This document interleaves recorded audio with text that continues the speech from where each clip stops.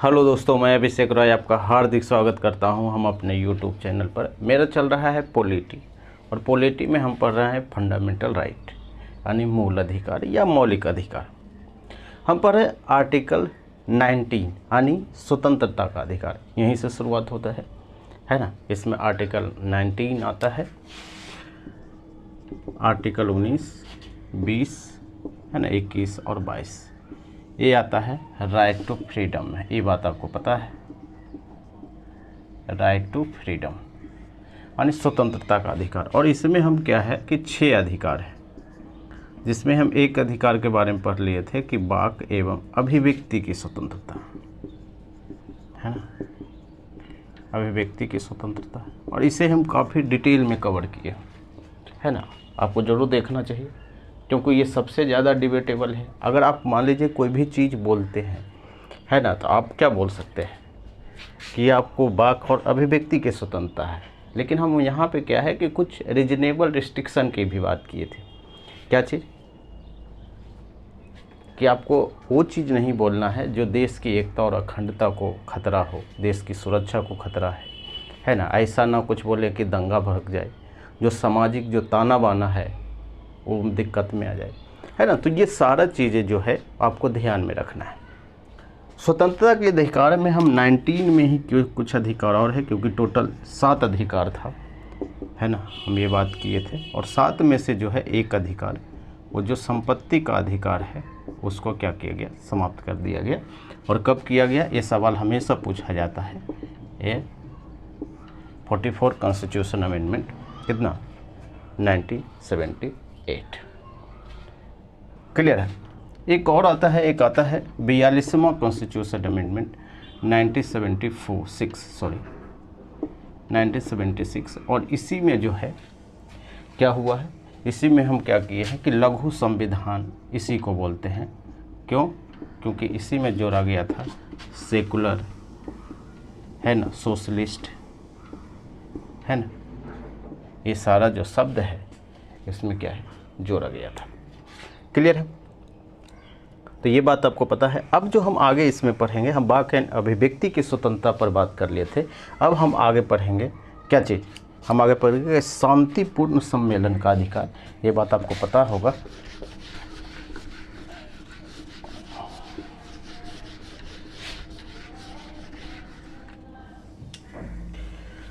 दूसरा है 19 का दूसरा, क्या है, शांतिपूर्वक सम्मेलन का अधिकार। शांतिपूर्वक का मतलब ये होता है कि शांतिपूर्वक आप क्या है, भाषण दीजिए, कोई भी सम्मेलन कीजिए, कोई समस्या नहीं है। और यहाँ पर क्लियर किया है कि शांतिपूर्वक या निरायुध। निरायुध, और निरायुध का मतलब होता है कि बिना हथियार के। यानी मान लीजिए कि कोई व्यक्ति जो है जिसके पास हथियार है, चाहे किसी भी टाइप का हथियार हो, और वो सम्मेलन कर रहा है, इसका मतलब है कि आपका इंटेंशन कुछ और है ना। आपको जिस चीज़ से समस्या है या जो भी मुद्दे पर आप सम्मेलन किए हैं है ना, तो वो बिना हथियार के हो सकता है। लेकिन अगर आप हथियार के सम्मेलन कर रहे हैं, इसका मतलब है कि आप कुछ ना कुछ गड़बड़ कर सकते हैं, है ना। तो यहाँ क्लियर लिखा है कि बिना हथियार के आप सम्मेलन कर सकते हैं। और ये जो सम्मेलन है, ये लिखा है कि सार्वजनिक जगह पर कर सकते हैं। ऐसा नहीं कि कहीं पर भी, सार्वजनिक जगह। सार्वजनिक जगह का मतलब ये नहीं होगा कि आप रोड पर कर दें। अब रोड पे टेंट लगा के पूरा है जो जाम ब्लॉक वगैरह सब करके अब सम्मेलन कर रहे हैं, है ना, जहाँ पे हज़ारों गाड़ियाँ जो है वो जाम में लगी हुई है, ये नहीं होगा।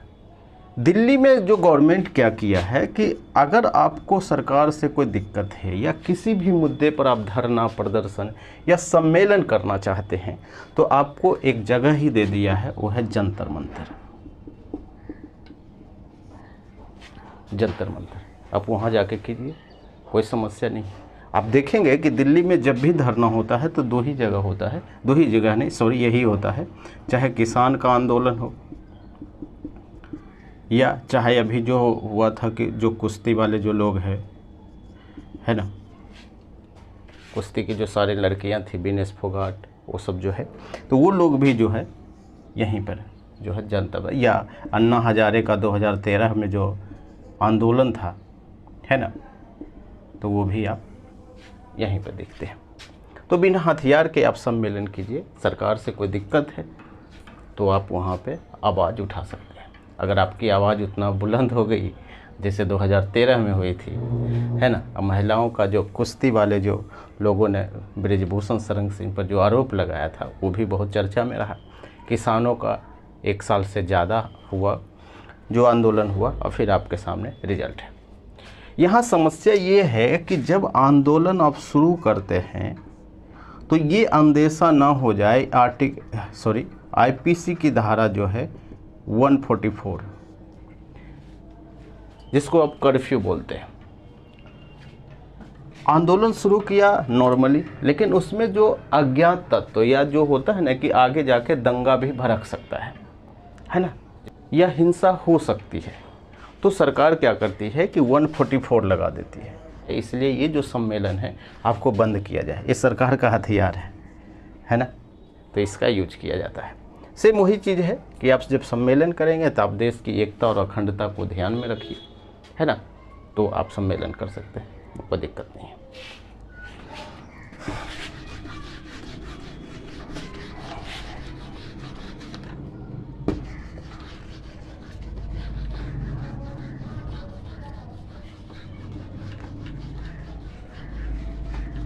उन्नीस का 3 है संगम या संघ बनाने का अधिकार। यानी आपको हम पहले भी बताए हैं कि 19 जो भी आर्टिकल है वो सिर्फ किसके लिए है, वो सिर्फ भारतीयों के लिए है, भारतीय नागरिकों के लिए, ये विदेशियों पर लागू नहीं होता है। क्लियर? सभी नागरिकों को जो है संघ और सम्मेलन बनाने का अधिकार है। एग्जाम्पल से बात समझते हैं, जैसे इसी में हम बात किए थे सहकारी समितियां, और एक कब आया था 97 कॉन्स्टिट्यूशन अमेंडमेंट 2012 में। यानी बहुत सारा लोग मिल के क्या करेंगे, सबका सहयोग करेंगे ताकि कोई काम हो जाए। सरकार एक जो है एग्रीकल्चर में सबसे ज़्यादा आप नाम सुने होंगे कि क्लस्टर बनाया जाएगा। क्लस्टर का मतलब होता है कि बहुत सारे लोग आएंगे, है ना, और ये जो है वो मिलकर काम करेंगे, है ना, तो उसी को हम बोलते हैं सहकारी समितियाँ, है ना, ये सब काम करेगी। आप कोई कंपनी बना दीजिए, कोई मान लीजिए संघ बना दीजिए, कोई संगठन बनाइए, तो ये सारा चीज़ें जो है वो इसी में आता है कि कोई भी संघ बनाने, कोई भी सम्मेलन, कोई भी कंपनी, कोई भी संगठन आप बनाते हैं तो आपको पूरा अधिकार है, और इसको आप संचालित भी कर सकते हैं, संचालन का भी अधिकार है। ऐसा नहीं है कि खाली बनाना है, आप इसको रन भी करवा सकते हैं, आपको पूरा अधिकार है। क्लियर? और अगर हम प्रतिबंध की बात करेंगे तो प्रतिबंध में वही है, देश की एकता और अखंडता को ऐसा ना कंपनी बना दीजिए कि देश के लिए खतरा हो जाए, है ना। विदेशों से फंडिंग आ रहा है, पाकिस्तान से फंडिंग आ रहा है आपका कंपनी में, आपका संगठन में, है ना, तो क्या होगा, वो सरकार बैन करा देगी, है ना। तो ये चीज़ें हैं देश की एकता और नैतिकता की भी हम बात करते हैं, मोरलिटी। अगर मान लीजिए कि कोई ऐसे जगह से आप संगठन बना लीजिए जो जिसका तरीका है हिंसा भड़काना, तो हिंसा करना या मारपीट करना या दंगा करना क्या है, नैतिक है या अनैतिक है? अनैतिक है ना। तो वो चीज़ें क्लियर।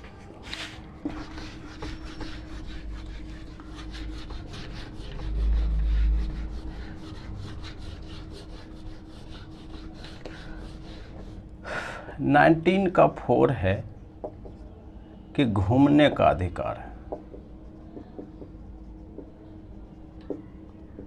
यानी इसको बोल सकते हैं आबाद संचरण। और घूमने का अधिकार का मतलब है कि पूरे भारत में, यही है ना, पूरे भारत में आप कहीं भी घूम सकते हैं। 2 तरीका है घूमने का। क्या तरीका है? एक तो इंडिया में घूमते हैं और एक होता है फॉरेन, विदेश में। तो जो आर्टिकल 19 बोलता है सिर्फ जो इंडिया के अंदर घूमने से आपको कोई नहीं रोकेगा, लेकिन अगर विदेशों की बात कर सकते हैं या कहीं भी, ये आएगा आर्टिकल 21 में, हम इस पर बात करेंगे। गरिमापूर्ण जीवन जीने का अधिकार।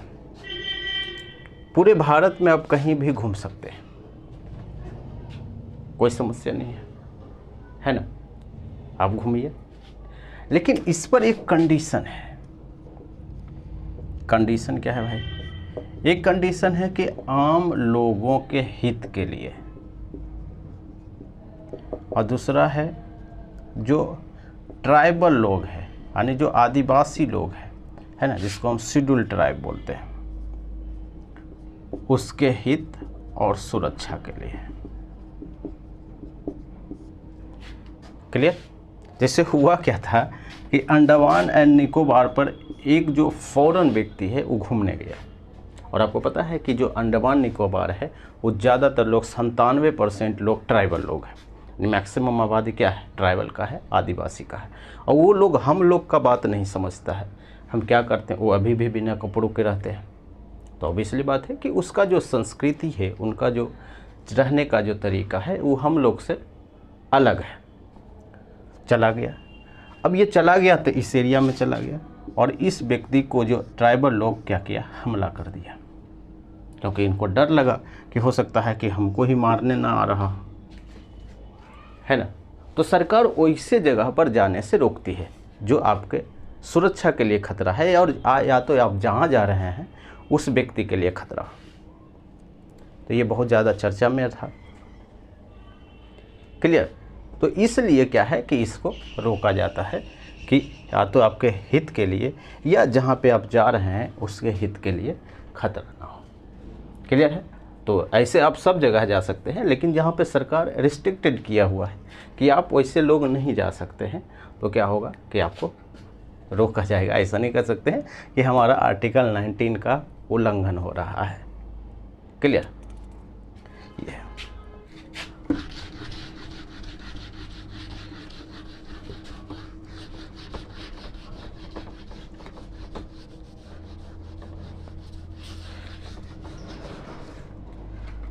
नेक्स्ट है 19 का 5, वो है बसने का अधिकार।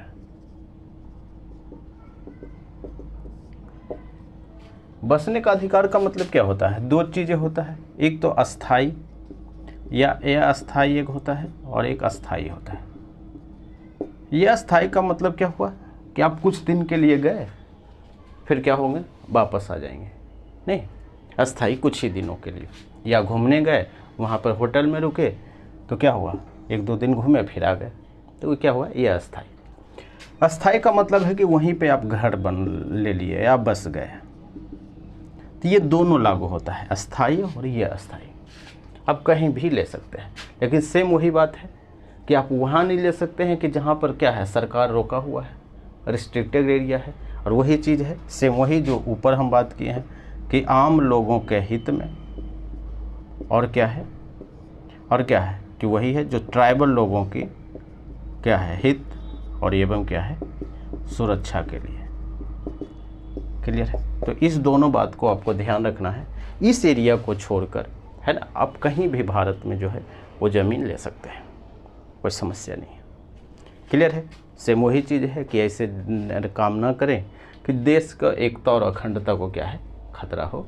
अगर ऐसा होता है तब भी आपका जो घर है वो जब्त, जो बुलडोजर अभी चल रहा है यूपी में, है ना, तो उस टाइप का चीज़ें किया जा सकता है। क्लियर? तो ये है बसने का अधिकार भारत के।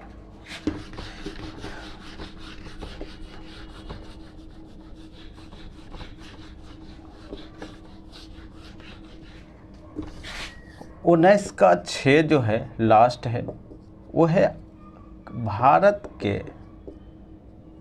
के या भारतीय नागरिक को, कोई भी नागरिक को अपने हिसाब से कोई व्यवसाय, कोई भी ऑक्यूपेशन, कोई भी पेशा या व्यापार कर सकता है। यानी ऐसा नहीं होगा कि आपको कोई भी काम करने से रोका जाएगा, है ना, आप अपने हिसाब से कोई भी काम कर सकते हैं, है ना, ये पूरा अधिकार देता है। लेकिन अब दिक्कत ये है कि मान लेते हैं कि आप बोलेंगे कि नहीं अब तो हमको इसरो में काम करना है, नहीं क्योंकि हमारा अधिकार है, बोल सकते हैं ना कि हम अब क्या है खेती नहीं करेंगे, अब हम नौकरी करेंगे। तो क्या किया जाए? आप इसलिए नहीं कर सकते हैं क्योंकि राज्य वहाँ पर एक चीज़ लगाता है, वो लगाएगा एलिजिबिलिटी, कि आप वह किसी भी काम को तभी कर सकते हैं जब आप क्या है, जो सरकार जो एलिजिबिलिटी है कि आपको एंट्रेंस देना होगा, या आप ग्रेजुएशन किए हुए हैं, या कोई चीज़ सीखे हुए हैं, स्किल जिसको आप एक्सपीरियंस बोलते हैं, है ना, कोई भी काम के लिए, तभी आप उस जो पोस्ट पर हैं वो एलिजिबल है ना। तो कहने का अधिकार का मतलब आप कुछ भी नहीं कर सकते हैं, कुछ करेंगे तो आपको उसका जो एलिजिबिलिटी है वो फॉलो करना पड़ेगा। अभी भी यही है ना। तो ये एक चीज़ तो ये है, सरकार ये कर सकती है या ये करती ही है, क्योंकि एग्ज़ाम वगैरह क्यों होता है, इसीलिए तो होता है।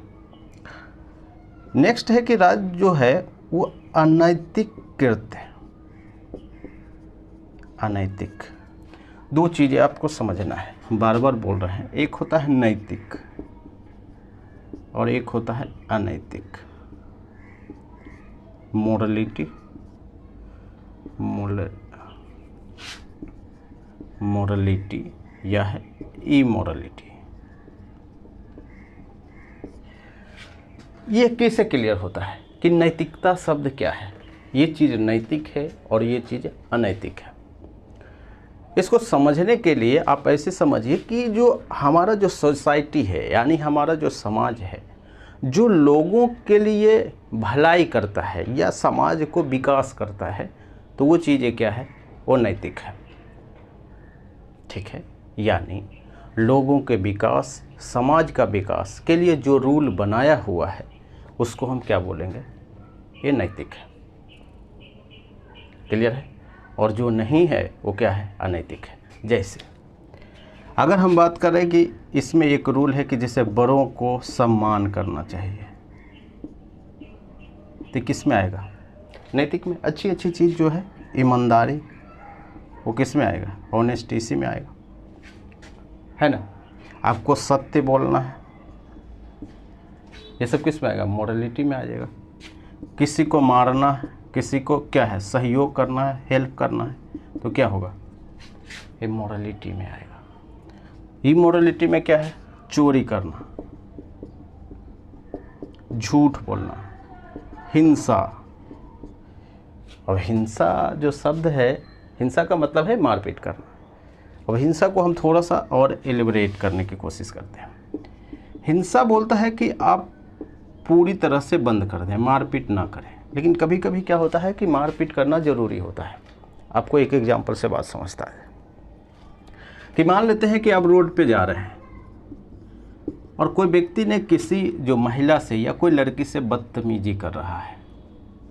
अब एक तरीका है कि आपके दिमाग में है कि झगड़ा नहीं करना है, मारपीट नहीं करना है, हिंसा नहीं करना है, तो आप क्या करेंगे, चुपचाप वहाँ से निकल जाएंगे। तो वो हिंसा नहीं करना सही चीज़ है कि गलत चीज़ है? बिल्कुल गलत चीज़ है, आपको करना चाहिए। लेकिन यदि आप करते हैं तो उस जो लड़की है उसका क्या है, उसका जीवन सुरक्षित होता है ना, वो सुरक्षित हो जाती है और आपके वजह से हुआ है। तो ये क्या है कि एक अच्छी चीज़ है ना। होता तो वो झूठ नहीं होता है कि जो किसी के घर बस जाए, ये सब आप डायलॉग सुने होंगे। सेम यही चीज़ें जो है यहाँ पर लागू होता है। तो ये एब्सोल्यूट नहीं है, हाँ, लेकिन नॉर्मली यानी हमेशा ये चीज़ें लगभग सही ही होता है। क्लियर है? आपको नैतिक और नैतिक का मतलब सिर्फ यही होता है। अगर आप बड़ा में ब्रॉड सोचेंगे तब ये सारी बातें आएगा, है ना, वो चीज़ें फिलोसफी में चला जाता है। क्लियर? तो एक तो ये है कि आप अपने कोई भी हिसाब से व्यवसाय, पैसा और ये है। और यहाँ पे जो अनैतिक कृत्य या जो मोरलिटी है या देश की एकता और अखंडता है, उसको आप ध्यान रखिए। एक तो इसमें जो प्रतिबंध लगाया है वो लिखाया है सार्वजनिक हित में, ये रोक सकता है। जैसे मान लेते हैं कि एक मंदिर है यहाँ पे या मस्जिद है, जो भी चीज़ें है ना। अगर मंदिर के सामने कोई मीट बेच रहा है, जहाँ से यहाँ से आप पूजा लेके आप जल भर के निकल रहे हैं, और यहीं से कोई आदमी जो व्यक्ति है वो मांस बेच रहा है, ये सही है? बिल्कुल गलत है ना? तो सार्वजनिक हित में जो भी है उसको भी ध्यान में रखा जाएगा, है ना, कि कोई भी का मतलब कहीं भी कुछ भी नहीं कर सकते। मोरलिटी, जैसे हम कुछ भी करते हैं, हम चोरी करके खाएं तो हमारा समस्या है ना, तो वो भी आपको ध्यान रखना है ना।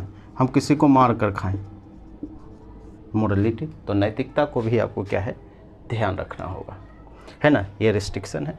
दूसरा है कि मान लेते हैं कि कोई हजार्डस चीज़ है, ख़तरनाक चीज़ें हैं, आगे हम इस पर बात भी करेंगे कि जैसे कोई कृत्य है जो खतरनाक है, खतरनाक या हानिकारक है ना। और हानिकारक चीज़ दो लोगों को ज़्यादा परेशान करता है, एक बच्चों और एक महिलाओं को। अगर हानिकारक, अगर मान लेते हैं कोई कंपनी में आप काम करते हैं, है ना, जैसे उसमें एक आता है पटाखे की फैक्ट्री, पटाखे, है ना, या जहाँ पर कोई हथियार बनता है, बम है ना, ये सारा चीज़ें हैं, तो यहाँ पर भी सरकार क्या कर सकती है कि रोक सकती है। ऐसा नहीं बोल सकते हैं आप कि हम बंदूक बनाए भाई कुछ बनाए, ये हमारा अपना पैसा है, नहीं। तो जो खतरनाक चीज़ें हैं उस पर सरकार से, या तो सरकार से परमिशन लेना होगा, या आप काम नहीं कर सकते हैं। क्लियर? तो ये जो सारा कंडीशन है वो इस पर लागू होता है। सारी बात आपको समझ में आ गया, है ना। तो ये पूरा जो है ये 19 आर्टिकल है ना। आज भर हम इतना ही रहने देंगे, कल हम पढ़ेंगे 20-21, ये सब डिटेल में हम बात करेंगे। क्लियर? तो आज भर इतना ही है। Thank you.